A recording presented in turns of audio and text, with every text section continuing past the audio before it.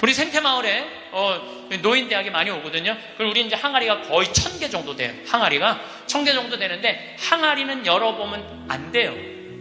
그러니까 이제 노인 할머니 한 분이, 내가 들은 얘기야. 할머니 한 분이 와갖고 그 문을 이렇게 걸어두거든요. 근데 문을 열고 들어가더래. 그 항아리 있는 대로.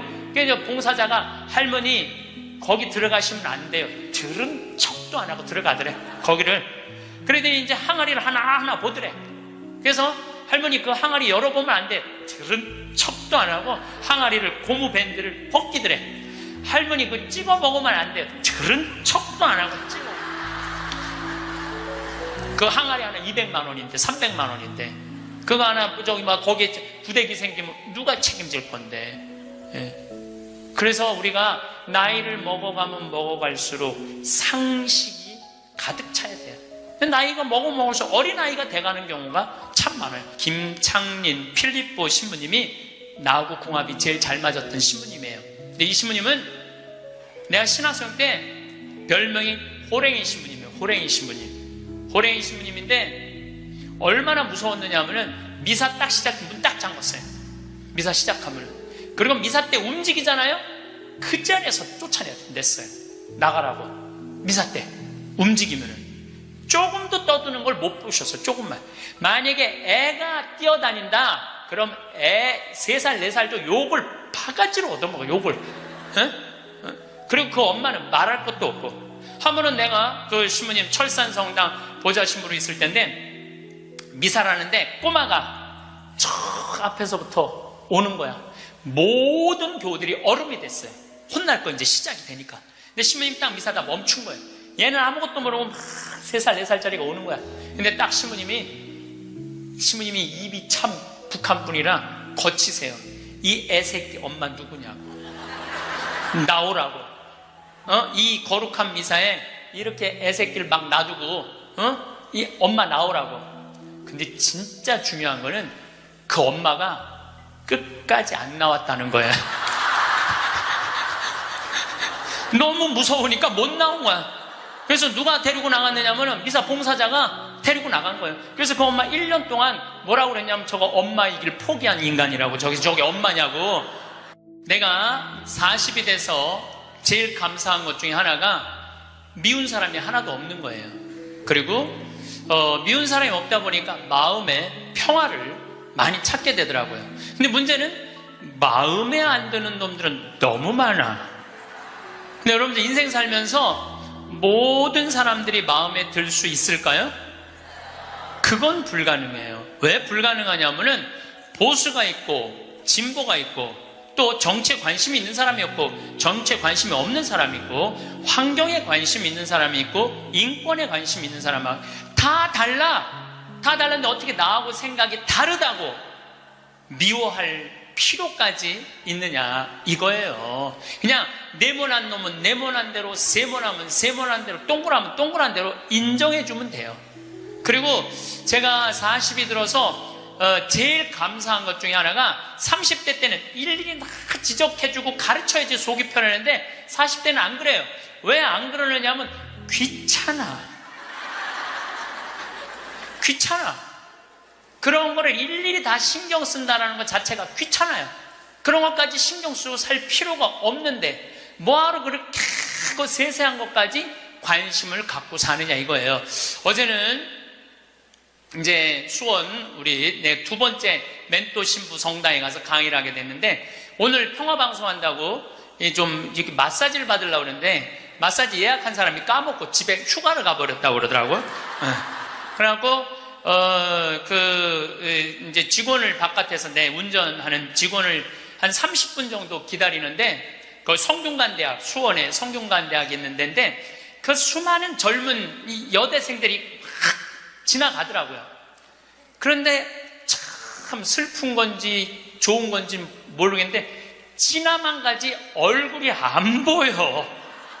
눈이 이게 침침해갖고요. 이쁜 여자가 안 보여, 이쁜 여자가. 그것도 한편으로는 참 좋다. 그런 생각도 들더라고요. 근데 이제 30분을 내가 길에서 기다리다가 직원이 뭐 때문에 잘못돼갖고 늦게 도착을 했는데 내가 딱 탔는데 우리 직원이 그러는 거예요. 지금 왜 신경질을 안 부리세요? 그러더라고요. 근데 부리고는 싶은데 기운이 없어. 신경질 부릴 기운이 없어. 그래서 나이를 먹는 게 좋은 면도 있구나. 사소한 것에 신경이 점점 멀어지는 참 좋은 것도 있구나, 이런 생각이 들어요. 제가 늘 강의 때 말씀드리지만은 우리가 모든 사람 사랑하기 쉽지 않아요. 근데 문제는 동그란 사람들이야. 마음이 예쁜 사람들은 모든 사람 사랑하려고 그래요. 난 그 사람들이 제일 짜증나는 사람들이에요. 모두 사랑하려고 덤비는 사람들. 예수님은 모두 사랑하라고 그런 적이 없어요. 서로 사랑하라고 그랬죠. 근데 모두 사랑하라고 그랬어요. 여러분도 오늘 이후부터 서로 사랑하세요. 우리 인생에는 궁합이 맞는 사람이 있어요. 이거 아주 중요합니다. 나하고 궁합이 맞는 사람이 있어요. 저는 내 인생에 참 궁합 맞는 사람들이 많은 편인데, 내 인생 가장 궁합 잘 맞았던 분은 2012년에 돌아가신 87세에 돌아가신 김창린 필립보 신부님이 나하고 궁합이 제일 잘 맞았던 신부님이에요. 이 신부님은 참 원칙적인 분이세요. 신앙에 애누리가 없는 분이에요. 그리고 내가 보좌 신부 때 이렇게 보면은 판공성사 이제 한참 하잖아요. 그럼 우리 그때는 신자가 14,000명이었어. 그러면은 고해 성사를 주면은 신부님 고해에 들어가면 혼이 나니까 신부님 고해 손 안 들어가는 거예요. 그 내 고해만 나가보면 막 신부님 없어. 그 신부님 기다리다가 딱 나와갖고 이리 와 소리를 질러요. 그럼 저 끝에 있는 사람들이 어쩔 수 없이 가. 신부님 고해서 들어가면 다시 이쪽에 와서 붙는 거야. 내 쪽에 와서. 그래서 내가 하루에 500명씩 성사를 준 적이 있어요. 하루에 500명씩. 그러니까 그렇게 성사를 많이 줘갖고 나중에는 어떤 보좌 신부 때 어떤 병에 걸렸는지 하도 이걸 많이 하다가 이제 한 번은 문을 열고 고해를 듣는데 대답이 없는 거야. 그래서 왜 고해를 안 하냐고 눈을 떠봤더니 내 침대에서 옆에 창문을 열고 이러고 있더라고요. 창문을 열고. 그렇게 무서운 신부님이었는데 참 편안했어요. 그래서 신부님, 내가 평창의 성 필립보 신부님 본명이 필립보예요. 김창린 필립보. 신부님, 나 생태마을 꾸미고 싶다고. 네가 한다면 내가 도와줄게. 그래갖고 신부님이 30억 평생 북한에서 넘어가고 학비 고생을 많이 하고 신학생들 장학금 한다고 신부님 모아둔 거 30억을 내놓으신 거예요. 근데 신부님이 이제 은퇴를 하셨어요. 마지막 11년 동안 내가 모시고 살았어요. 근데 한 번도 서로 큰 소리 얼굴 붉힌 적이 없어요. 그렇게 무서운 신부님인데 한 번도 얼굴을 붉힌 적이 없어요.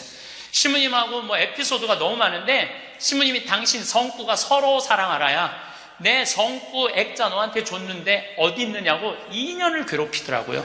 2년을. 나는 그런 거 본 적 없다. 이놈 새끼, 내가 너한테 성구 줬는데 네가 내 걸 우습게 한다고 욕을 먹었는데, 나중에 알고 보니까 신부님 그 철산성당 사무실에 있었던 거야. 근데 내가 그것 때문에 황당한 게 아니야. 서로 사랑하라는 성구를 내가 찾아서 우리 지금 생태마을에 걸어놨는데 참 기가 막혀요. 서로 사랑하라 그러는데 이렇게 그 뒤에 배경 그림이 뭔지 아세요? 호랑이 2마리가 서로 끌어안고 있는 거야. 한번 생태마을에 오시면 한번 보세요. 하여튼 호랑이. 그런데도 신부님하고 마지막까지 정말로 아버지 아들같이 잘 지냈어요.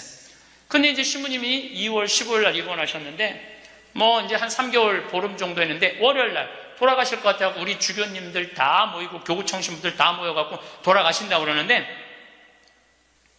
신부님이 안 돌아가시는 거야. 밤 12시가 돼도.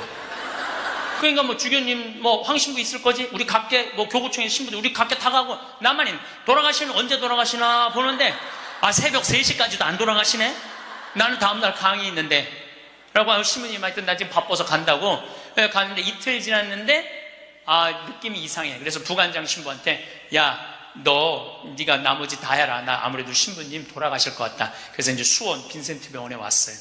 딱 왔는데 신부님이 이틀 동안 혼수 상태에 계시더라고. 그래서 내가 신부님 귀에다가 이렇게 말했어요. 신부님 이제 가셔라. 신부님 힘든데 신부님도 가셔야지. 신부님도 편안하고 나도 힘들어 죽겠다 왔다 갔다. 그랬는데 신부님이 눈을 딱 뜨는 거예요. 얼마나 놀랬는지 몰라요. 죽으라고 그러는데 눈 뜨니까 얼마나 내가 놀래. 그랬더니 그 신부님 모시는 자매가 그러더라고요. 부부가 아유 저거 보라고 이틀 동안 그렇게 많은 신부님들이, 그렇게 많은 그 은인들이, 지인들이 와서 신부님 눈 뜨라고 그래도 눈 한 번 안 뜨더니, 저 사랑하는 신부가 왔고 신부님 이제 가시라고 그러니까 눈 뜨는 거 보라고. 신부님 매일 저를 위한 미사를 하셨거든요. 매일매일. 네. 그래서 내가 이제 신부님한테 그랬죠. 신부님 평생에 내 바람막이 대주시고 나 행복하게 해줘서 너무너무 감사하다고. 나는 사제 생활은 정말로 반은 신부님 때문에 행복하게 살았다고. 여기 이제 내가 그날 다 오라고 그랬거든요. 신부님 지인들 다 눈 한번 마주치라고. 신부님 다 마주치시더라고요. 그러더니 나하고 딱 눈을 마주치시면서 돌아가시더라고요. 그래서 신부님이 내 품에서 돌아가셨어. 그러니까 신부님은 나하고 궁합이 맞은 거죠. 그래서 난 그분하고 평생 참 행복하게 살았어요. 여러분들도 마찬가지예요. 여러분들하고 궁합이 맞는 사람이 있어. 근데 이 동그란 사람 얘기, 이제 뭐 내가 옛날에 화가 나십니까에도 말씀드렸지만, 동그란 사람들은 뭐가 있냐면 예수님 사랑하는 마음이 이쁘니까 남 상처 주는 걸 못해. 왜냐하면 예수님한테 미안하니까. 남 상처 주는 걸 못하는 거야. 동그란 사람이 대림절 맞이하고 예수님 성탄 맞이하고 빠마를 탁 했는데 삐죽한 놈이 와서 한마디 해요. 빠마를 왜 그렇게 했어? 얼굴이 떡판 같잖아. 그러면 동그란 사람은요 가슴에서 피가 떨어져요. 안 그래도 얼굴 둥글럽적해갖고 스트레스 받는데 떡판이라고 그러면 얼마나 상처를 입어요. 그런데도 동그란 사람은 그 삐죽한 사람한테 싫은 소리 못해요. 기껏 템되는 소리가, 그러게 이번에 하다가 보니까 이렇게 나왔네. 다음에 내가 잘할게. 뭘 잘못했다고 다음에 잘한대. 그리고 어디 가서 우느냐면 성당 가서 운다니까요. 여기 있는 분들 많아. 그런 분들, 동그란 분들 많아. 맨날 울면서 상처 입고. 그래서 동그란 사람들 보면 여기에 구멍이 뽕뽕뽕뽕 나인 사람 많아요, 보면은. 그래서 동그란 사람들이랑 상담을 해보면은요, 정말로 겉보기는 예쁜데 상처는 다 받은 사람 많아. 그러니까 동그란 사람은 삐죽한 놈 만나면 안 돼요. 삐죽한 놈은 누구 만나게 해주면 되냐면 별난 놈 만나게. 별난. 찔러도 안 찔리는. 파마를 왜 그렇게 해서 얼굴 떡판 같잖아. 그럼 별난 사람은 뭐라고 그러느냐면은 너나 잘하고 다녀. 너나 남 챙겨내지 말고. 그럼 이 사람 상처 안 입어요. 상처 안 입는데 동그란 사람들이 상처를 입는다니까. 그래서 여러분들은 지금 50, 60 되신 분들, 여러분들 앞으로도 50년, 60년 인생 더 살아야 돼요. 미운 사람이랑 뭐하러 힘들게 가요? 내가 마음에 드는 사람, 좋은 사람이랑 가셔야죠. 그래서 오늘 이후부터, 아까도 제가 멘토 얘기했지만은 우리가 멘토를 잘 만나야 돼요. 그래서 저는 막 보면은 성격 까칠한 사람들 가능한 한 안 만나요. 연락도 안 하고. 내가 좋은 사람들은 난 연락 많이 해요. 전화도 많이 하고 밥도 자주 먹고 참 좋은 것 같아. 우리 나한테 생태마을 꿈이라고 100억 주고, 잠비아에 100억 준 우리 83살 된 우리 은인한, 저는 한 달에 한 번 전화해서 꼭 같이 밥 먹어요. 우리 어머니 아버지도 한 달에 한 번 꼭 같이 밥 먹고. 내가 좋은 사람만 난 전화해서 밥 먹어. 굳이 삐죽한 애 전화해갖고 내가 예수 그리스도의 이름으로 저 사람을 사랑하고야 말리라. 난 안 그런다 이거야. 그래서 40 부록이 되면서 유혹도 흔들림도 의심도 별로 없어진 것에 대해서 너무너무 감사하다는 거죠. 50이 지천명이야. 50이 지천명. 50이 되면은 뭐 해야 되느냐면 하늘의 뜻을 아는 나이야. 49가지는 세상에 관심이 많았다면 50부터는 어디에 관심이 많아야 돼? 하늘나라에 관심이 많아야 돼. 여러분들은 49가지는 세상에 속해서 살았어. 세상 일을 많이 하고 살았어요. 그럼 50부터는 이제 내가 이제 어디 갈 거야? 하늘나라 갈 거 아니야 이제는 갈 날이 점점 다가오잖아요. 30대 때는 하느님의 이름을 빌려서 내일을 했어요. 그러니까 30대 때는 어땠냐, 뭐가 진행이 안 되면 성질을 있는 대로 부렸어요. 30대 때는. 근데 요즘은 막 일이 진행이 안 되잖아요. 그럼 딱 내려놔요. 그리고 이렇게 말합니다. 당신이 원하는 게 아니네. 그거 딱 내려놔요. 당신이 원하는 일이면, 하느님 당신이 원하는 일이면 되겠지. 제가 작년에 잠비아에 가갖고 간호대학 수도된 걸 보고 저 사는 맛 사는 멋 삶겨 앉기 책 파는 거 2억 인쇄 내놨다고 그랬잖아요. 그래갖고 교우들한테 1,000만 원씩 30명만 도와달라고 그랬잖아요. 그런데 2월 달에 방송에 나갔는데 4월 마지막 주에 2억 8천이 모인 거야. 2달 만에 2억 8천이. 내가 한번 모금도 나간 적이 없는데 다 전화해서. 마지막 토요일에 내가 하느님한테 이렇게 기도했어요. 하느님, 왜 2천만 원이 비냐고. 진짜 그렇게 기도했어요. 진짜. 아니 내가 2억을 내놨으면 당신 3억 내놔야 될 거 아니냐고 그렇게 기도를 했는데, 그날 저녁에 종교도 다른 할머니가 나한테 전화했어요. 신부님, 당신이 기도를 하는 중에 내가 돈이 필요할 것 같아갖고 2천만 원 보냈다는 거예요. 2천만 원. 나는 기쁘지 않았어요. 기쁘지 않았어. 왜 기쁘지 않았냐면 너무 놀랐어요. 하느님이 다 듣고 하느님 왜 2천만 원이 비냐고 그랬더니 그 저녁에 2천만 원을 채워주셨으니 여러분들 기쁠 것 같아요? 무서울 것 같아요? 무섭죠. 와. 그래서 예수님이 너희들 많은 말 하지 말아라. 아버지가 너희가 필요한 것을 다 알고 계신다. 그래서 내가 기도를 안 한다니까요. 내가 기도를 안 해요. 내가 잠비아에 농업대학 세울까? 그랬더니 100억 갖다 줬잖아요. 그래갖고 농업대학 부지가 필요한데 그랬더니 1000만 평 대통령이 줬잖아요. 어떻게 기도를 해? 생각만 해도 하느님이 이렇게 쏟아주는데 기도까지 해주면 나는 죽어. 이거 기도까지. 근데 나는 어떤 믿음이 있느냐면 지천명 하늘의 뜻을 알아요. 하느님이 원하는 일이면 된다. 네. 그리고 이제 잠비아에 제가 이제 4년을 다니면서 돈도 많이 이제 그 신학교 잠비아를 쭉 다녔는데 내가 너무너무 놀란 거는 잠비아의 신자가 500만 명이에요. 그리고 내가 다니고 있는 은돌랍 교구는 신자가 100만 명이야. 100만 명. 근데 신학교가 없는 거야. 잠비아의 신학생은 지금 480명이 있대요. 근데 기숙사가 없는 거야. 1, 2학년이 철학과 이렇게 다니고 이상하게 하여튼 신학 과정이 있더라고. 그래서 은돌랍 교구의 반달 주교님께서 나한테 요청이 왔어요. 우리 여기 잠비아에 신학교를 좀 줘달라고. 근데 그 신학교 짓는 거 어렵잖아. 땅 이미 1000만 평 있고 10억이면 신학교 짓거든요. 10억이면 벌써 100억 기증 받았고. 나는 농업대학만 할 생각을 했지 그 신학교 줘줄 생각을 안 했거든요. 근데 생각해보니까 이거 신학교 짓는 거 이게 정말로 의미 있는 일이구나. 이게 누구의 뜻이냐? 천명이라는 거야. 하느님의 뜻이구나. 그래서 요즘 이제 신학교를 이제 설계를 다 끝냈어요. 신학교 설계도 다 끝났어. 그래갖고 짓는데 이제 반달 주교님이 지난 10월 달에 한국에 들어오셨어요. 근데 또 마침 우리 수원교구의 이용훈 주교님께서 그러면은 저도 그렇죠. 우리 수원교구 주교님 이름으로 책임지고 끝까지 져주기로 두 주교님께서 사인을 딱 했어.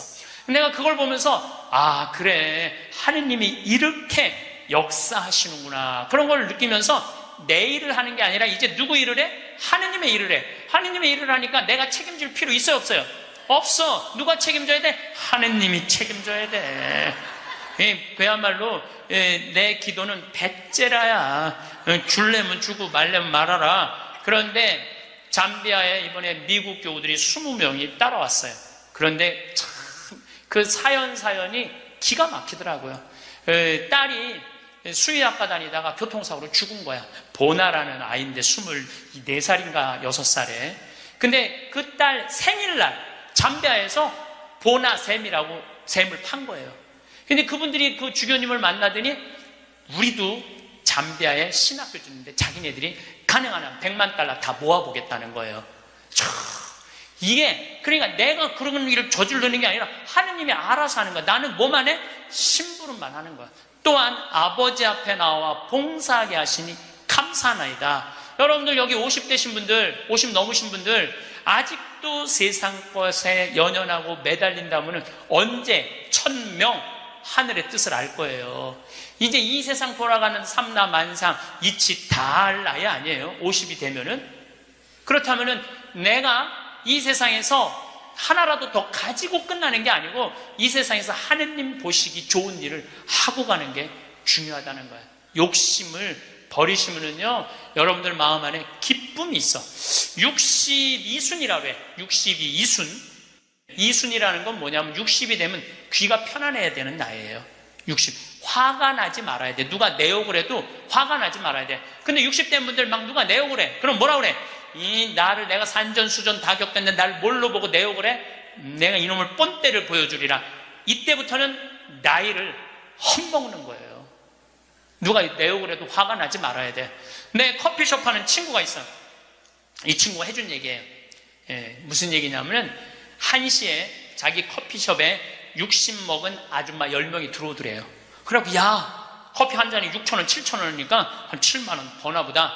근데 아줌마들이 딱 들어와서 한다는 소리가 우리가 지금 대모임을 해갖고 밥을 많이 먹어갖고 패가 불러서 3잔만 시키겠다고. 3잔만 시키겠다고. 3잔만 시키더래요. 10명이 상 3개 딱 차려 해갖고. 그랬더니 요즘 리필이 다 되잖아요. 한참 먹더니 또 있더니 와서 리필해달라고 그러더래. 리필. 또 그 큰 컵에다 리필을 다 해준 거야. 그랬더니 다시 오더니 그러더래요. 이거 우리 귀양 리필해준 거 우리 나눠 먹게 잔 좀 더 달라고. 그래갖고 1시부터 3시까지 10명이 3잔 시켜서 온갖 수다 그냥 다 박장대소 하고 막 깔깔거리면서 3잔 값을 내고 나가더래요. 너무 가슴이 아프더래요. 왜냐하면은 전기세도 있고 자리세도 있고 월세도 내야 되는데 저 아줌마들 10명이 들어와서 3잔만 시켜서 먹고 나가 얼마나 가슴이 아픈지 몰라요. 여러분들 돈이 없으면은 막심 골드 그 150원이야 스틱 커피 그거 10개 사면 1,500원이야. 그럼 보온병 사다가 종이컵 사다가 종이컵 안 되지만은 그냥 그 앞에 공원이거든. 그거 먹으면 되지. 왜 그 남의 상처를 이걸 뭐라고 하냐면은 나이값도 못한다고 그러는 거야. 늙으려면 어떻게 늙어? 곱게 늙어. 늙으려면 곱게 늙어야 돼. 나이를 먹으려면은 제대로 먹어야 된다는 거예요. 나는 그래서 우리 직원들 장 보러 나갈 때 절대 못 깎게 해요. 돈 못 깎게. 그거 300원, 400원 깎아서 뭐해? 우리 직원이 지난번에 그러더라고. 자기가 저기 호박을 20개를 사는데 한 푼도 안 깎길래 하나 더 얹어주더래. 더 얹어주길래 이거 우리 신부님이 깎지 말라고 그런다고. 깎지 말란다고 그래. 나도 농사 짓는 사람이라요. 참 그 농사가 얼마나 어려운데 할머니들이 두릅 따 갖고 나오고 쑥해 갖고 나오는 거 300원 깎는다 200원 깎는다 그러다 안 깎아주면 또 그냥 건너 갖고 사고 돌아다니면서 상처는 다 주고 다녀. 그리고 나 돈 아꼈다고. 참 그 정도로 200원 300원 깎고 돈 아낄 정도로 돈이 없으면은 그냥 집에 가만히 앉아 있어. 돌아다니지 말고. 예. 그래서 나이값을 해야 된다는 거예요. 나이값. 늙으려면 어떻게 늙어? 곱게 늙어야 돼. 늙으려면. 그리고 60이 되면은 이순이라는 게 뭐냐면은 누가 내 욕을 해도 화가 나지 말아야 되는 것뿐만 아니라 이해 안 되는 게 없어야 돼요. 삼라만상 우주 아까 1000명이라고 그랬잖아요. 1000명 안에는 우주 만물의 조화까지 다 알아야 돼. 그 60이 되면은 이해 안 되는 게 없어야 돼. 내가 60대신 분 중에 너무너무 멋있는 분 한 분을 알고 계세요. 난 그분 지금 얼굴도 본 적이 없는 분이에요. 얼굴도 본 적이 없는데 이분이 얼마나 멋있느냐 하면은 성모회장이래 어느 정당에. 근데 내 후배 신부 중에 하나가 5년 전에 옷을 벗었어요. 신학교 때 내가 굉장히 예뻐했던 아이인데 자기 기쁘지 않대. 사제로서 기쁘지 않대. 사제로서 기쁘지 않으니까 미사를 드릴 수가 없는 거예요. 그거 여자 문제보다도 더 고통스러운 거예요. 내가 사제로서 기쁘지 않아. 그래서 나는 더 이상 제사를 드릴 수 없다. 그래서 옷을 벗고 나간 거야. 이 신부 혼자 쭉 사는 거죠. 근데 그 본당 신부였을 때 성모회장님이었대. 성모회장님이었는데 이 신부님이 5년 동안 혼자 사는 걸 알고 딸이 36인가 37이래. 딸한테 그랬대요. 너 그 신부님 알지? 알고 있대. 근데 그 신부 옷 벗은 거 알지? 알고 있대. 근데 너 지금 시집도 안 가고 혼자 사니? 이렇게 허송세월 보내지 말고 신부님 외롭고 힘든데 너 신부님한테 시집이나 가서 밥도 해주고 빨래도 해주고 의지가지 하면 어떻겠느냐? 그 성모회장님이 남편도 설득했대. 당신 저 본당 신부님 있을 때 저런 사이 하나 있으면 좋겠다고 그러지 않았느냐고. 저 사이 사보면 되지 않겠느냐고 남편도 설득하고 남편도 좋다고 그랬대. 그래갖고 이번 3월 신부님한테 찾아간 거야. 내 딸 줄 테니까 신부님 혼자 외롭게 살지 말고 내 딸 이제 데리고 같이 살았으면 좋겠다고. 그래서 이번 3월 달에 결혼을 시킨 거야. 60이 되려면 그 정도는 돼야지. 60이 되려면 그 정도는 돼야지. 신부님도 옷 벗고 나가면 내가 저 신부님 더럽다고, 저 신부님 저럴 수 있느냐고, 내가 그렇게 안 봤는데 욕이나 하고 돌이나 던지고, 그건 나이를 헛먹는 거예요. 그 신부는 얼마나 힘들었겠어, 인생 살면서. 자기 맞지도 않는 옷 입고, 이러지도 못하고 저러지도 못하고, 부모님 상처 줄까봐 옷도 못 벗고, 얼마나 힘들겠어. 그 정도 이해는 돼야지. 60이 돼갖고 옷 벗고 나가면 나는 이해가 안 되네. 저 신부님 왜 옷을 벗고 나갔을까? 그래서 60이라는 건요, 정말 아름답기 시작한 나이에요. 저는 60된 여자친구들이 많아요. 진짜로. 근데 60된 분들하고 이렇게 되면 참 편안해. 30대, 40대 이 여자들은 불편해. 불편해. 근데 60만 되면은 아주 편안해. 그리고 60이라고 얼굴이 못생긴 것도 아니야. 이뻐, 다. 60은 내가 보기에는 아름답기 시작한 나이에요. 아름다운 모습으로 나이를 들어가는 것. 누가 뭐라 그래도 받아들이고 포용할 수 있는 따뜻한 나이가 저는 60이 아닌가 싶어요. 70이 종심소욕 불육이라고 그래요. 뭐라 그러면 70이면 마음을 따른, 욕구가 일어나는 마음을 따라도 법에 어긋남이 없는 나이야. 그러니까 내가 한 70 넘은 분이 내가 욕심껏 행동을 해도 그게 법에 어긋나지 말아야 돼. 다시 말해서 좀 쉽게 얘기하면 우리 천주교 교우들 알아듣기 쉽게 말하면 70에 내가 하는 행동이 하느님이 하는 행동하고 똑같아야 돼. 70은. 근데 70된 할머니들 막 잔치집에 갔는데 그냥 부친 게 맛있다고 꼬쟁이에, 그 집에 부친 게 남든 모자라든 상관하지 않고 꼬쟁이에 싸갖고 막, 그게 이제 늙으려면 곱게 늙으려는 거예요. 그러면 안 된다는 거예요. 70. 불류구라는 게 뭐냐면 자야, 자. 예. 자가 넘침이 없는 거. 우리 요셉 성인을 의인이라고 그러죠? 왜 의인이라고 그러는지 아세요? 목수들은 자가 생명이에요. 그래서 길이가 정확해야 돼. 그래서 목수들은 재판할 때도 누구를 불러냐? 목수를 불러요. 목수를 불러갖고 이 사람이 정확하게 계산한 거냐? 누가 다 계산해줘? 목수들이 계산해줘서 그 의인이야, 의인. 그러니까 어긋남이 없는 거야, 어긋남이. 70이 되면은. 근데 70이 됐는데도 불구하고 욕심을 부리고. 난 70된 할머니들 싸우는 거 많이 봤어요. 근데 공자님이 73살까지 살다가 죽었어.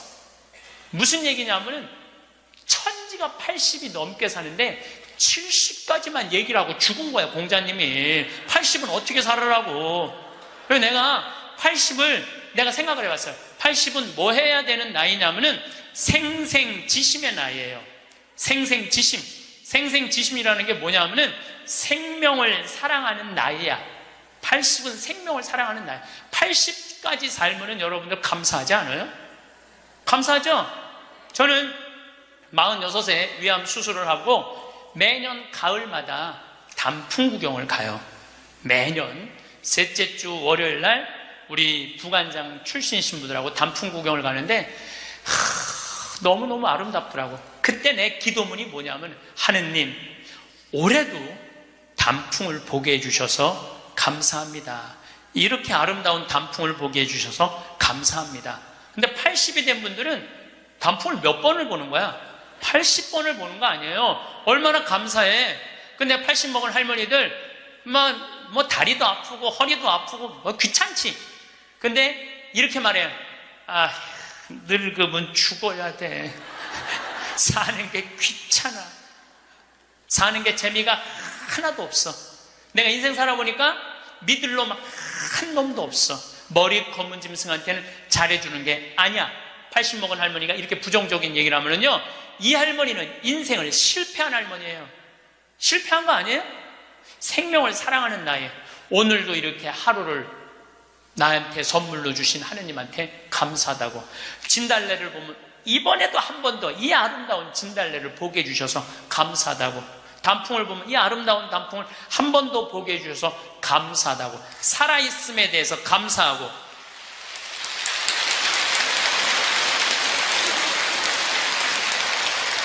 생명에 대해서 사랑하는 마음. 예. 저는 우리 요즘 대리임 때 우리 직원들 마니또를 해요. 작년에 느닷없이 마니또를 하자고 그러더라고요. 그래서 이제 쭉 뽑았어. 우리 직원이 40명인데 나는 이제 60 먹은 형제가 뽑혔어요. 근데 한 달 동안 그 형제만을 위해서 기도한다는 게 좀 그렇더라고요. 왜냐면 내가 40명의 목자인데, 그래서 내가 매일 한 명씩 이름을 부어서 묵주기도 5단을 해줬어요.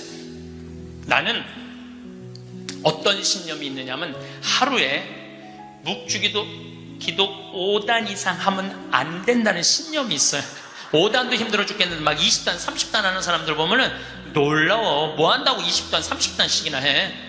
하루에 5단 이상 하면 안 된다는 신념이 있어요. 그런데 날짜는 30일인데 직원은 40명이잖아요. 그러니까 5단은 무조건 선물로 줘야 될 거 아니야. 하루에 10단을 하게 되더라고요. 그런데 하루가 너무 충만한 거야. 막 10단을 하니까 더 충만한 거야.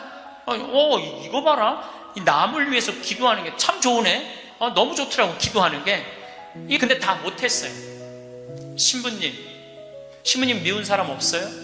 여러분들, 내 가슴이 얼마나 넓다고 미운 놈까지 다 고이 간직해야 돼? 그렇지 않아요?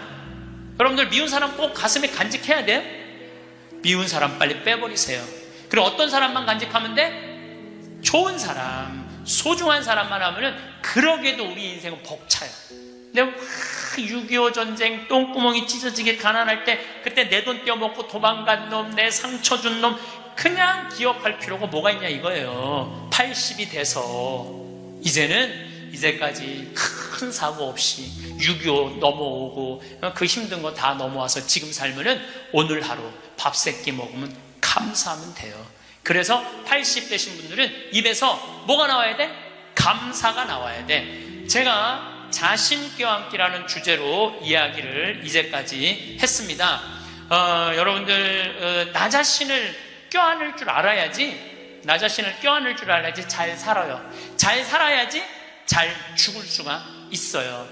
그래서 15에 지우악하고, 30에 립하고, 40에 부록하고, 50에 지천명하고, 60에 이순하고, 70에 불류구하고, 80에 생생지심의 단계에 내가 갔는가? 이걸 물어보자는 거예요. 나는 지금 어떤 단계인가? 나는 뜻도 안 세운 거 아닌가? 뜻도 안 세우고 공부도 안 하고 또 내가 섰다면은 어떻게 살아가야 될 것인가? 쓴 사람으로서. 나는 정말로 욕심 없이 유혹받지 않고 악의 유혹을 받지 않고 정직하게 살아갈. 그리고 하늘의 뜻은 내가 알고 있는가? 하늘의 뜻은. 그리고 마음이 평화롭게 이순하고 있는가? 내가 하는 행동이 하느님이 하는 행동하고 똑같은가? 그리고 생명을 사랑하는 나인가? 그걸 알아야 돼. 그러면은 그런 정도의 사람이 되려고 그러면 공부해야 돼. 신부님, 저는요 신학교 공부했죠, 환경공학 공부했죠, 그 다음에 글 공부했어요. 그래서 저는 한국문인 회원이고 국제 팬클럽 회원이에요. 물론 우리 가톨릭 문인 회원이에요. 그래서 글 쓰는 공부 많이 했어요. 제가 잘났다는 게 아니고 끊임없이 공부하는 걸 게을리하면 안 돼요. 신부님은 팔자가 좋아갖고 대학 다니고 싶으면 대학 다니고, 대학원 다니고 싶으면 대학 다니고, 그 다음에 무슨 교수한테 글 배우고 싶으면 글 배우고. 신부님 팔자가 좋죠. 여러분들, 내가 팔자가 좋은 게 아니에요. 여러분들도 얼마든지 배울 수가 있어. 내가 지금 왜 이 핸드폰을 들고 왔다 갔다 하느냐면은 여기에 대학이 들어있어요. 여기 유튜브를 통해서 모든 교수들 강의를 다 들을 수 있어요. 주옥 같은 강의가 다 들어있어요. 역사를 배우고 싶으면 역사를 치면 나오고, 철학을 배우고 싶으면 철학을 나오고, 성서를 치면 성서가 나오고, 그냥 너무너무 많아. 여기 휴대폰에 이거 맨날 메시지하고 전화 받는 걸로 하지 말고, 신부님 이거 어떻게 찾아요? 손자들한테 해달라고 그래. 손자들한테 이렇게 얘기하세요. 그게 손자들 교육이에요. 얘야, 나 소크라테스 변론이라는 거 듣고 싶은데, 변론이라는 걸 듣고 싶은데 이거 좀 내가 누르면 바로 나오게 해줘라. 그럼 걔 그거 찾아서 걔도 공부해. 맨날 게임만 하다가 할머니가 이거 좀 깔아달라고 그러면 걔 기가 막히게 깔아줘요. 누르면 나와. 누르면 막 결국은 내가 서야 돼. 내가 깨우쳐야 돼. 배우고 익히니 이 또한 기쁘지 아니한가? 라는 우리 공자님 말씀대로 저는 여러분들이 공부했으면 좋겠어요. 공부를 하면은요, 소크라테스 말씀처럼 지식은 덕으로 가고 덕은 곧 행복으로 이어진다는 거예요. 그래서 우리 교우들 열심히 공부하셔서 조금 더 성숙한 사람으로 변화돼 나갔으면 좋겠어요. 성공한 사람들을 보면 크게 두 부류로 나뉘는 걸 알 수 있습니다. 하나는 자신이 성공했다고 여기저기 떠벌리고 다니는 사람들, 그리고 또 하나는 조용히 아무 말 없이 자기 삶을 사는 사람들입니다. 우리는 흔히 성공을 하면 자연스럽게 자랑하고 싶어질 거라고 생각하죠. 좋은 차를 사고 비싼 시계를 차고 SNS에 멋진 사진을 올리고 싶을 겁니다. 왜냐하면 그렇게 하면 남들이 나를 더 인정해 줄 거라고 믿으니까요. 하지만 현실은 그렇지 않습니다. 오히려 진짜 성공한 사람들은 그렇게 행동하지 않습니다. 왜냐하면 보여줄 필요가 없기 때문입니다. 돈이 많다고 높은 자리에 있다고 유명하다고 해서 굳이 그걸 드러낼 필요는 없습니다. 그걸 아는 사람들은 이미 알고 있고 모르는 사람들은 알 필요가 없죠. 그런데도 굳이나 성공했다고 떠드는 사람들이 있습니다. 그런 사람들은 왜 그럴까요? 간단합니다. 그 사람들은 사실 그렇게까지 성공한 게 아니기 때문입니다. 우리는 종종 SNS에서 성공한 사람들을 봅니다. 해외여행을 가고 고급 레스토랑에서 밥을 먹고 멋진 차를 타고 다니는 모습? 그런데 가만히 보면 그런 걸 보여주는 사람들은 언제나 뭔가를 팔고 있습니다. 강의를 팔든 자기 브랜드를 홍보하든 아니면 단순히 자기 자존감을 유지하려고 하든 간에 결국 목적이 있는 거죠. 진짜 부자들은 그렇게 하지 않습니다. 오히려 조용히 아무도 모르게 자기 일을 합니다. 왜냐하면 자랑해서 얻을 게 없기 때문입니다. 오히려 괜히 잘난 척했다가 사람들에게 이용당하거나 시기와 질투를 받거나 쓸데없는 오해를 사는 게 더 피곤합니다. 이건 단순한 돈 이야기가 아닙니다. 사회적인 성공을 이룬 사람들도 마찬가지입니다. 진짜 실력 있는 사람들은 자기 실력을 굳이 떠벌리지 않습니다. 왜냐하면 그럴 필요가 없으니까요. 자기 분야에서 최고라면 사람들이 먼저 알아서 찾아옵니다. 반대로 실력이 부족한 사람일수록 자기를 포장하려고 애씁니다. 우리가 흔히 듣는 말이 있죠. 빈수레가 요란하다. 이 말이 괜히 있는 게 아닙니다. 정말 내실이 있는 사람들은 굳이 시끄럽게 굴지 않습니다. 반대로 겉만 번지르르한 사람들은 자기가 얼마나 대단한지 떠들고 다닙니다. 이걸 좀 더 현실적인 예로 들어볼까요? 동창회에 나가면 꼭 이런 사람이 있습니다. 옛날에는 별거 아니었는데 갑자기 잘 됐다고 나타나서 자기가 얼마나 성공했는지 자랑하는 사람. 처음에는 다들 와 대단하다 하고 들어주지만 시간이 지나면 어떨까요? 대부분 속으로 이렇게 생각할 겁니다. 저 사람 뭐 저렇게까지 티를 내? 결국 그런 사람은 점점 멀어지게 됩니다. 반면에 정말 성공한 사람들은 조용합니다. 굳이 자기가 어떻게 살고 있는지 설명하지 않죠. 그런 사람들은 오히려 주변에서 먼저 알아보고 자연스럽게 존경을 받습니다. 그게 진짜 성공입니다. 그럼 우리는 어떻게 해야 할까요? 내가 뭔가를 이루었을 때 굳이 남들에게 알릴 필요가 있을까요? 물론 가까운 사람들에게 좋은 소식을 전하는 건 좋습니다. 하지만 굳이 모든 사람들에게 나 이렇게 잘 살고 있어요 하고 알릴 필요는 없습니다. 그런 행동은 결국 나에게 득이 되지 않습니다. 성공이라는 건 원래 조용한 겁니다. 내가 잘 되고 있으면 주변 사람들이 자연스럽게 알게 됩니다. 굳이 내가 말하지 않아도 내 행동과 태도에서 묻어나오게 되어 있습니다. 그러니 굳이 보여주려고 애쓰지 마세요. 오히려 그게 더 진짜 성공한 사람의 태도입니다. 사람은 사회적 동물이라고 하잖아요. 혼자 살아갈 수 없고 결국 사람과의 관계 속에서 기쁨도 얻고 때로는 상처도 받습니다. 그런데 한 가지 생각해 볼 게 있어요. 우리가 정말 인간관계가 필요해서 맺고 있는 걸까요? 아니면 그냥 그래야 한다고 배워서 어쩔 수 없이 유지하고 있는 걸까요? 어릴 땐 친구 많으면 좋다고 하죠. 사회생활에서도 인맥이 중요하다는 말을 많이 합니다. 그런데 정작 주변을 보면요. 인간관계가 넓은 사람일수록 스트레스를 더 많이 받아요. 전화벨이 울릴 때마다 이번엔 또 무슨 부탁일까 싶고 단체 채팅방에서 메시지가 올 때마다 이걸 또 어떻게 대답해야 하나 고민하죠. 관계가 많아질수록 책임과 피로도 함께 늘어나는 겁니다. 어떤 사람들은 인간관계를 줄이면 외롭지 않겠냐고 해요. 그런데 가만히 생각해보면 진짜 외로움을 느끼는 순간이 언제인지 아세요? 오히려 불필요한 인간관계 속에 있을 때입니다. 같이 밥을 먹고 얘기를 나누는데도 뭔가 허전하고 대화가 컥 돌고 속마음을 나누지도 못할 때, 그럴 때 우리가 더 외롭다고 느끼죠. 그렇다고 당장 인간관계를 다 끊어버릴 순 없겠죠. 하지만 적어도 내가 정말 소중하게 여겨야 할 관계와 그냥 관성적으로 유지하는 관계는 구분할 필요가 있습니다. 예를 들어 매번 나한테 부탁만 하고 정작 내가 어려울 땐 연락 한 번 없는 사람. 내가 실수하면 뒷담화를 하면서 내 앞에서는 웃는 사람. 이런 관계를 굳이 계속 이어갈 이유가 있을까요? 가끔은 이런 경험도 있을 거예요. 우연히 어떤 사람과 친해졌는데 만난 지 얼마 되지도 않았는데 너무 많은 걸 털어놓는 사람들 있죠. 자기 속사정부터 가족 문제, 직장 고민까지 쏟아내는 사람들. 이런 경우 두 가지의 가능성이 큽니다. 하나는 그냥 감정적으로 의존할 사람이 필요해서일 수도 있고 또 하나는 내가 믿을 만한 사람인지 떠보는 걸 수도 있어요. 어떤 경우든 이런 관계는 오래가기 어렵습니다. 사실 친밀함이라는 건 시간이 필요한 법이에요. 적당한 거리를 두고 천천히 서로를 알아가야 하는데 초반부터 급격하게 가까워진 관계는 쉽게 무너지는 경우가 많습니다.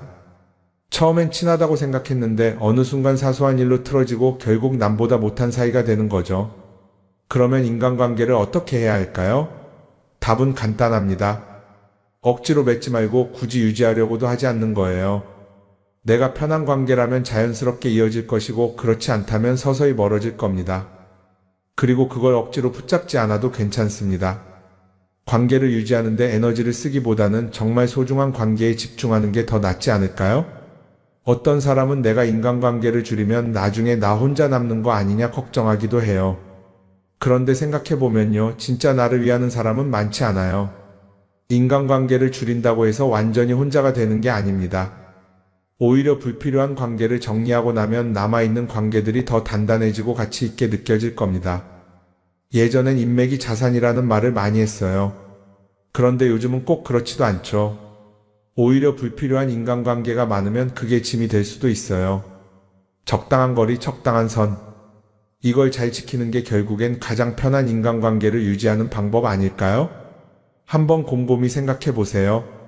지금 내 주변에 있는 사람들 중에서 내가 정말 편하게 만날 수 있는 사람이 몇 명이나 되는지, 내가 억지로 맞춰주고 있는 관계는 없는지. 관계를 줄이면요, 외로워지는 게 아니라 오히려 더 자유로워집니다. 그리고 자유로워진 만큼 내 인생에서 정말 중요한 것에 집중할 수 있게 됩니다. 인간관계 너무 많은 걸 신경 쓰다 보면 정작 중요한 걸 놓칠 수 있어요. 그러니까 이제는 한 번쯤 정리해보는 것도 나쁘지 않을 겁니다. 사람들이 돈을 많이 벌고 싶어 하는 이유가 뭘까요? 단순히 돈이 많으면 좋으니까? 물론 그것도 있겠지만 사실 돈을 원하는 진짜 이유는 더 나은 삶을 살기 위해서겠죠. 그런데 문제는 돈을 많이 번다고 해서 반드시 삶이 나아지는 건 아니라는 겁니다. 오히려 더 많이 벌수록 더 많이 쓰게 되는 경우가 많아요. 가끔 이런 생각해 본 적 없으세요? 예전에는 돈이 지금보다 훨씬 적었는데 이상하게 그때가 더 여유로웠던 것 같다. 왜 그럴까요? 사실 우리가 원하는 건 돈 그 자체가 아니라 돈을 통해 얻을 수 있는 자유인데 돈을 벌면 벌수록 그 자유를 잃어버리는 경우가 많아요. 더 좋은 차, 더 좋은 집, 더 좋은 옷을 사면서 점점 더 많은 돈이 필요해지고 결국엔 돈을 벌기 위해 또다시 일해야 하는 악순환에 빠지게 되는 거죠. 한번 생각해 봅시다. 우리가 정말 필요해서 뭔가를 사는 경우가 얼마나 될까요? 필요해서라기보다는 남들이 가지고 있으니까, 없어 보이기 싫으니까, 혹은 그냥 기분 전환을 위해서 소비하는 경우가 훨씬 많아요. 그리고 그런 소비를 할 때마다 스스로 이렇게 합리화를 하죠. 이 정도는 나를 위한 투자야. 그런데 가만히 보면 그 소비가 진짜 나를 위한 소비인지 아니면 그냥 사회가 만든 기준에 끌려가고 있는 건지 헷갈릴 때가 많습니다. 예를 들어 예전에는 스마트폰 하나면 충분했는데 이제는 스마트워치도 있어야 하고 무선 이어폰도 필요하고 태블릿도 있어야 할 것 같고 하나를 사면 또 다른 무언가가 필요해지는 시기예요. 사실 이건 우리가 그렇게 만들어진 겁니다. 광고도 그렇고 SNS도 그렇고 자꾸 우리에게 이렇게 말하죠. 이걸 사야 더 행복해질 수 있어요. 그런데 정작 그걸 사고 나면 어때요? 처음 며칠은 좋죠. 그런데 시간이 지나면 또 다른 걸 사고 싶어져요. 왜냐하면 물건이 우리를 오래 행복하게 만들어주지는 않거든요. 특히 요즘은 SNS가 이런 소비 심리를 더 부추기는 것 같아요. 예전에는 친구들끼리 만나서 나 새로 샀어 하고 자랑하는 게 전부였는데 이제는 SNS에 올리면서 전 세계 사람들에게 보여주잖아요. 그러다 보니까 남들도 다 뭔가를 사서 올리고 나도 따라해야 할 것 같은 기분이 드는 거예요. 그런데 중요한 건 그 사람들도 사실은 나와 똑같은 기분이라는 겁니다. 내가 남을 부러워하는 만큼 나도 누군가에게 부러움을 사려고 애쓰고 있는 거죠. 결국 끝없는 비교와 소비 속에서 진짜 중요한 걸 놓치게 되는 겁니다. 한번 이렇게 생각해보면 어떨까요? 만약 내가 지금부터 딱 1년 동안 불필요한 소비를 하지 않는다면 내 삶이 어떻게 변할까? 아마 처음에는 답답할 수도 있어요. 사고 싶었던 걸 참아야 하니까. 그런데 그걸 몇 번 참고 나면 어느 순간 깨닫게 될 겁니다. 내가 굳이 이걸 안 사도 괜찮네? 그렇게 불필요한 소비가 줄어들면 자연스럽게 돈이 쌓이겠죠. 그런데 돈이 쌓이는 것보다 더 중요한 게 있어요. 바로 마음의 여유가 생긴다는 겁니다. 돈을 쓰지 않는다고 해서 불행해지는 게 아니라 오히려 소비로부터 자유로워지면서 진짜 행복을 찾을 수 있어요. 물론 이걸 실천하는 게 쉽지는 않겠죠. 우리 주변에는 소비를 부추기는 것들이 너무 많으니까요. 하지만 적어도 이런 건 해볼 수 있습니다. 뭔가를 사고 싶을 때 한 번만 스스로에게 물어보는 거예요. 이게 정말 나한테 필요한 걸까? 아니면 그냥 순간적인 욕심일까? 만약 그 질문을 던졌을 때 5초 안에 당연히 필요하지 라는 답이 나오지 않는다면 사실 그건 없어도 되는 물건일 가능성이 큽니다. 정말 필요한 건 고민할 필요도 없이 바로 떠오르거든요. 그러니까 이제는 한 번쯤 생각해 봐야 할 것 같아요.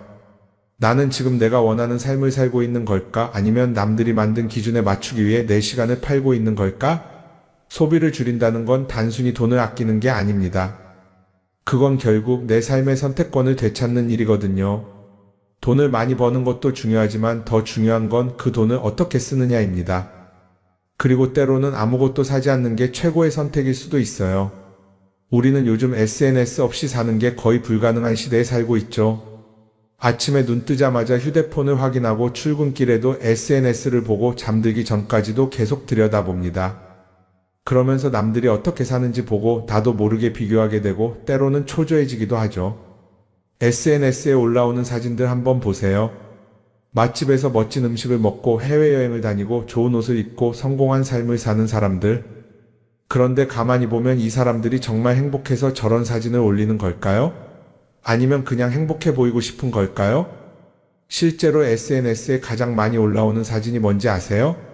남들이 부러워할 만한 순간들입니다. 집에서 편하게 쉬고 있는 모습이나 출근길에 지친 얼굴, 어제 먹다 남은 배달 음식 사진 같은 건 잘 안 올리죠. 대신 멋진 레스토랑, 명품 가방, 고급 호텔 같은 것들이 올라옵니다. 왜 그럴까요? 결국 SNS는 보여주기 위한 공간이기 때문입니다. 여기서 중요한 게 있어요. 우리가 SNS에서 보는 건 그 사람의 삶 전체가 아니라 편집된 일부 장면이라는 겁니다. SNS는 마치 한 편의 다큐멘터리나 영화처럼 잘 꾸며진 장면들만 보여줍니다. 그런데도 우리는 그걸 보면서 아, 저 사람은 나보다 더 행복하구나 하고 착각하죠. 예를 들어 SNS에서 한 친구가 해외여행을 가서 아름다운 풍경을 찍어 올렸다고 해볼게요. 우리는 그걸 보면서 부럽다, 나도 저렇게 살고 싶다라고 생각하겠죠. 그런데 정작 그 친구는 사진을 찍고 나서도 일 때문에 스트레스를 받고 있을 수도 있고 여행 비용을 감당하느라 카드가 걱정을 하고 있을 수도 있습니다. 그 부분은 우리는 알 수가 없죠.